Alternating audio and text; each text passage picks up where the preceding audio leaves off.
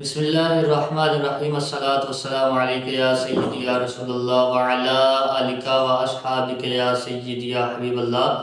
ہمارے پاس سوال ایک موصول ہوا ہے،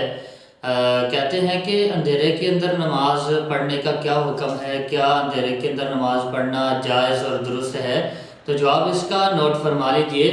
قبلہ کی سمت نماز پڑھنا اندھیرے کے اندر یہ درست عمل ہے۔ اگر اندھیرے کے اندر نماز پڑھ رہا ہے یا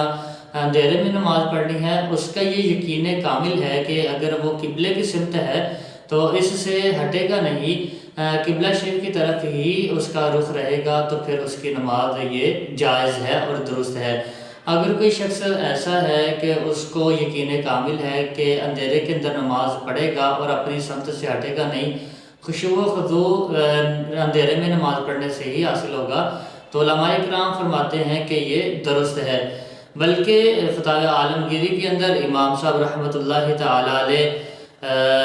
کے اندر فتاوی عالمگیری میں امام صاحب رحمۃ اللہ تعالیٰ علیہ آپ نقل فرماتے ہیں، کہتے ہیں کہ اگر کسی شخص نے مسجد میں اندھیری رات میں تحری کر کے نماز پڑھی تو اس کی نماز درست ہوئی، اور اگر ظاہر ہو گیا، اب اندھیرے میں نماز پڑھی ہے اس نے، اندھیری رات تھی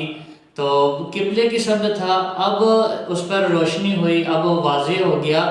تو اب اس کو معلوم ہوا کہ وہ تو قبلے کی سمت نماز پڑھ ہی نہیں رہا تھا، تو فرمایا کہ اب بھی اس کی نماز درست ہے، اب اس کو نماز لٹانے کی ضرورت نہ رہی۔